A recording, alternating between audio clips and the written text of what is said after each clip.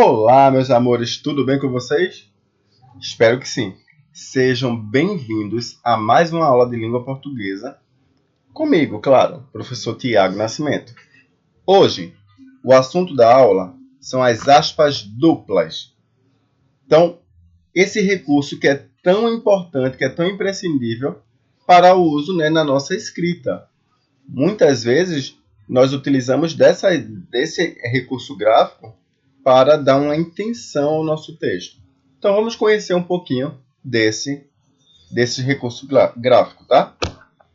Então, o que são aspas? Aspas representam um recurso gráfico, nunca esqueça. As aspas são recursos, um sinal gráfico empregado aos pares na produção de textos, sendo que uma serve para abrir e a outra para fechar o discurso.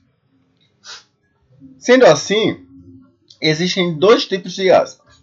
As aspas duplas, que são essas primeiras aqui, tá? Onde eu estou passando o cursor do mouse. E as aspas simples. Cada uma delas tem uma funcionalidade. A que nós vamos estar mais atento na aula de hoje são as aspas duplas, que são empregadas nos discursos diretos para enfatizar algo no texto, ou até mesmo para citar alguma obra. Por exemplo, Manuela preferiu dizer logo o que estava pensando. E aí eu vou expressar, eu vou transcrever a fala de Manuela assim como ela falou. Não gosto mais do curso. E por que essas aspas aí? Por que essas aspas vieram neste local do texto? Porque eu estou utilizando elas para citar, citar não o texto, mas a fala, o discurso de alguém. Então, é um discurso direto de alguém, sem mexer nesse discurso. É a fala pela fala, que está aí transcrita. Ok? Então, vamos entender. Vou mostrar para vocês 3 modos. Claro que existem outras situações que vocês podem utilizar essas aspas. A primeira dela, a primeira dessas...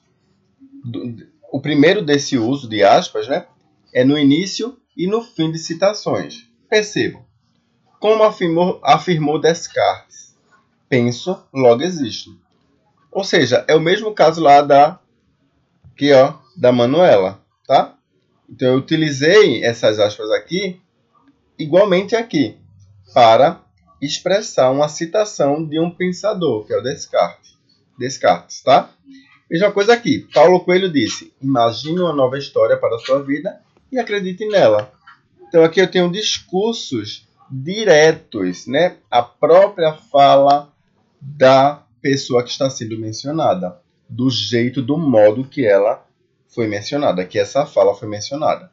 E aí eu chamo isso de citações, porque eu estou citando alguém de relevância, nesses dois casos, do Paulo Coelho e do Descartes, tá? Quando é que eu posso utilizar também essas aspas? No início e no fim de transcrições de outros textos. Percebam. Agora eu quero contar as histórias da beira do cais da Bahia. Jorge Amado, Mar Morto, 1936.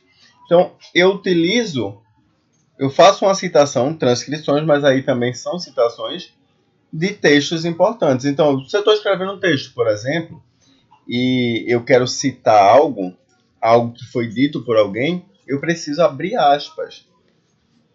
Quando vocês estão fazendo atividades de casa, por exemplo, ou atividades de classe, mas de interpretação de texto, que vocês vão responder essas atividades, pegando como base e copiando respostas do livro, por exemplo, do próprio texto, todas essas respostas precisam vir entre aspas, porque vocês estão transcrevendo algo que já foi mencionado, que está no próprio texto.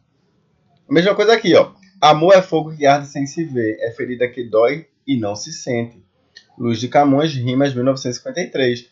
Também é a transcrição, de um texto que eu já li, por exemplo, nesse caso um poema de Luiz de Camões, que eu estou citando e que eu posso colocar no texto que eu estou escrevendo. E aí, como eu vou pegar uma fala de alguém e colocar nesse texto, da forma que ela foi dita, ou da forma que ela foi escrita, eu preciso colocar entre aspas. Nunca esqueçam disso, tá bom? Quando mais eu preciso, eu posso utilizar as aspas, né? Eu preciso, eu devo e eu posso utilizar. No início e no fim de palavras e expressões que não se enquadram na norma padrão e culta do português. Como, por exemplo, os estrangeirismos, né? Palavras que são derivadas de outra língua, os neologismos, palavras que são inventadas, né? No nosso dia a dia, os arcaísmos, palavras antigas, as gírias, as expressões populares, todas essas palavras eu posso utilizar entre aspas. Por exemplo, fique sussa, mano. Sussa e mano são expressões que eu utilizo no nosso dia a dia, que são gírias, não é isso? Sussa vem de sossegado e mano vem de querido, né, amigo. Fique sussa, fique tranquilo, amigo. Então aí eu tenho duas gírias. Neste caso, por ter duas gírias, as gírias precisam vir entre aspas, né? Uma abrindo e a outra fechando o discurso. Meu filho é um verdadeiro cibernauta. Vive na internet. Cibernauta é um neologismo, ou seja, uma palavra inventada, né? Por isso que foi necessário colocar ela entre aspas. Por fim, os alunos já receberam feedback das apresentações. Feedback é uma palavra estrangeira. Uma palavra, né, que vem do inglês, que é derivada, né, que surge lá, que vem aqui no Brasil como estrangeirismo. Então, feedback, por ser uma palavra estrangeira, precisa vir entre aspas. Professor, e shopping? Shopping não precisa vir entre aspas, né? Dependendo, né, de como você escreve essa palavra. A mesma coisa na palavra shampoo. Professor, shampoo precisa vir entre aspas? Depende. Se você escrever shampoo da forma brasileira, né, X-A-M-P-U, que é o abrasileiramento da palavra, você não precisa escrever entre aspas. Mas se você colocar shampoo com S-H-A-M-P-O, é necessário, porque não deixa de ser um estrangeirismo. Tá bom? Então, meus amores, muito obrigado por esse tempo que vocês estiveram aqui comigo aprendendo esse novo conteúdo.